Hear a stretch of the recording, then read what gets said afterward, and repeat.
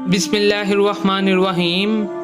अस्सलामुअलैकुम दोस्तों, आज मैं एक और सबक आमूज़ वाक़ये के साथ हाज़िर हुआ हूँ, जिसमें मैं आपको बताऊँगा कि कैसे एक शख्स ने किसी इंसान की ज़िंदगी में अंधेरे से उजाला कर दिया और इसकी पूरी ज़िंदगी बदल कर रख दी।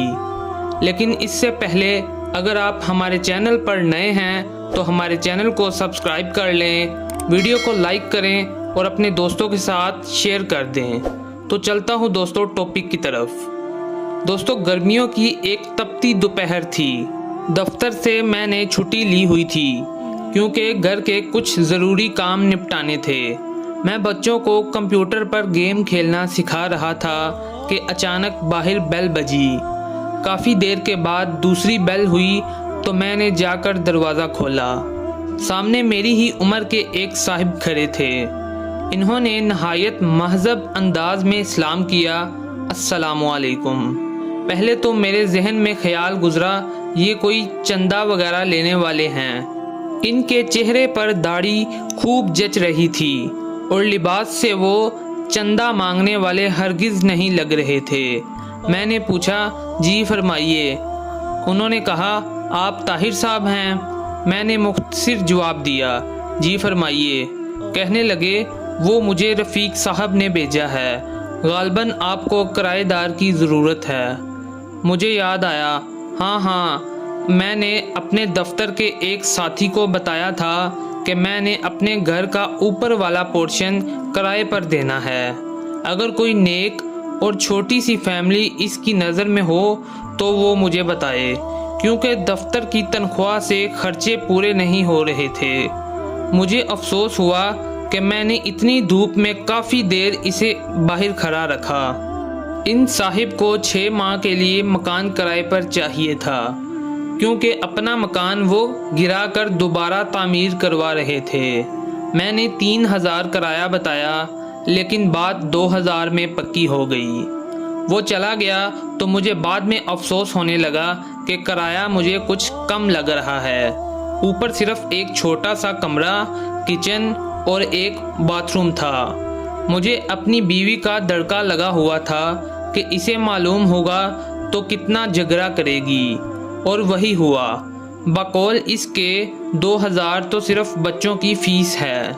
मुझे इसने काफ़ी बुरा भला कहा और मैं चुपचाप सुनता रहा और अपनी किस्मत को कोसता रहा। मैंने MSc की डिग्री बहुत अच्छे नंबरों से हासिल की थी, इसलिए फौरी मुझे नौकरी भी मिल गई। नौकरी मिली तो साथ ही मेरी शादी भी फ़ौरन हो गई। मेरी बीवी भी बहुत पढ़ी लिखी थी और वो भी एक अंग्रेज़ी स्कूल में पढ़ाती थी। हमारे 3 बच्चे थे, मगर गुजारा मुश्किल से होता था। अगले ही दिन वो साहिब और इनकी बीवी बच्चे हमारे घर शिफ्ट हो गए। इनकी बीवी ने मुकम्मल शरई पर्दा किया हुआ था। दोनों बड़े बच्चे बहुत ही महज़ब और ख़ूबसूरत थे। छोटा गोद में था। कुछ दिनों बाद एक दिन मैं दफ्तर से आया तो मेरी बीवी ने बताया कि मैंने बच्चों को किराएदार खातून से कुरान मजीद पढ़ने के लिए भेज दिया है। अच्छा पढ़ाती हैं। इनके अपने बच्चे इतनी खूबसूरत तिलावत करते हैं। मज़ीद कुछ दिन बाद जब मैंने इनके एक बेटे से तिलावत सुनी तो पहली मर्तबा मेरे दिल में ख्वाहिश उभरी कि काश हमारे बच्चे भी इतना अच्छा कुरान मजीद पढ़ते। एक दिन मैं बाहर जाने लगा तो अपनी बीवी से पूछ ही लिया कि वो पार्लर जाएगी तो मैं साथ ही लेता चलूं, क्योंकि पहले तो वो 2 महीने में 3-4 मर्तबा पार्लर जाती थी और इस महीने में एक बार भी नहीं गई। इसने जवाब दिया, जितनी खूबसूरती चेहरे पर 5 बार वज़ू करने, नमाज और तिलावत से आती है और किसी चीज़ से नहीं आती। अगर ज़्यादा ज़रूरत हो भी तो घरेलू इस्तेमाल की चीज़ों से ही चेहरे पर निखार रहता है। ये सुनकर मुझे बहुत हैरानगी हुई, लेकिन मैंने इतना गौर नहीं किया। एक रोज़ मैं केबल पर ड्रामा देख रहा था तो मेरे छोटे बेटे ने मुझे बगैर पूछे टीवी बंद कर दिया और मेरे पास आकर बैठ गया और कहने लगा, बाबा ये बेकार मशगला है। मैं आपको अपने नबी हज़रत मोहम्मद सल्लल्लाहु अलैहि वसल्लम का एक वाक़या सुनाता हूँ। मुझे गुस्सा तो बहुत आया, لیکن اپنے بیٹے کی زبانی جب واقعہ سنا تو میرا دل بھر آیا۔ میں نے پوچھا یہ تمہیں کس نے بتایا؟ ہماری استانی محترمہ نے۔ وہ قرآن مجید پڑھانے کے بعد آپ صلی اللہ علیہ وسلم اور صحابہ کرام کے متعلق بتاتی ہیں۔ اپنے گھر کی اور بیوی بچوں کی تیزی سے بدلتی حالت دیکھ کر میں حیران ہو رہا تھا، اور ایک روز بیوی نے کہا کہ کیبل کٹوا دیں، کوئی نہیں دیکھتا اور ویسے بھی فضول خرچی ہے اور اوپر سے گناہ بھی ہوتا ہے۔ چند روز بعد بیوی نے شاپنگ پر جانے کو کہا تو میں بخوشی تیار ہو گیا۔ اس نے کافی دیر بعد مجھے شاپنگ کا کہا تھا، ورنہ پہلے تو آئے دن بازار جانا رہتا تھا۔ میں نے پوچھا کیا خریدنا ہے؟ کہنے لگی برقع خریدنا ہے۔ میں نے ہنس کر پوچھا کیا؟ تو وہ بولی پہلے میں کتنے ہی غیر شرعی کام کرتی تھی، آپ نے کبھی میرا مذاق نہیں اڑایا، اب اچھا کام کرنا چاہتی ہوں تو آپ کو مذاق سوچ رہا ہے۔ میں کچھ نہیں بولا۔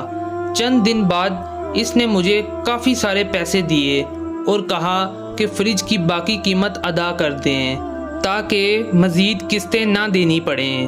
میں نے بیوی سے پوچھا اتنے پیسوں کی بچت کیسے ہو گئی؟ وہ مسکرائی اور بولی بس ہو گئی، جب انسان اللہ کے بتائے ہوئے احکام پر چلنے لگے تو برکت خود بخود ہو جاتی ہے۔ یہ بات بھی مجھے کرایہ دار خاتون نے بتائی ہے۔ سکون میرے اندر تک پھیل گیا تھا۔ میری بیوی اب نہ مجھ سے کبھی لڑی نہ شکایت کی، بچوں کو وہ گھر میں پڑھا دیتی تھی، خود بچوں کے ساتھ قرآن مجید تجوید سے پڑھنا سیکھ رہی تھی، وہ خود نماز پڑھنے لگی تھی اور بچوں کو سختی سے نماز پڑھنے بھیجتی تھی۔ مجھے احساس ہونے لگا تھا کہ یہی تو نجات کا راستہ ہے۔ پیسہ اور آرائش سکون نہیں دیتا، اطمینان تو بس اللہ کی یاد میں ہے۔ مجھے اس دن 2000 کرایہ تھوڑا لگ رہا تھا، آج سوچتا ہوں تو لگتا ہے وہ تو اتنا زیادہ تھا کہ آج میرا گھر سکون سے بھر گیا ہے۔ دوستو، اس واقعے سے ہمیں سبق ملتا ہے کہ اچھے اخلاق سے انسان ان چیزوں کو بھی حاصل کر سکتا ہے جو دنیا کے کسی بھی مال و دولت سے حاصل نہیں ہو سکتی۔ لہٰذا ہمیں ہمیشہ اپنے اخلاق اور دین کی فکر کرنی چاہیے، نہ کہ پیسوں اور دنیاوی فائدوں کے پیچھے بھاگنا چاہیے۔ دوستو، اگر ویڈیو پسند آئی ہو تو ہمارے چینل کو سبسکرائب کریں اور بیل آئیکن کو ضرور پریس کریں تاکہ آنے والی ویڈیو آپ تک پہنچ سکے۔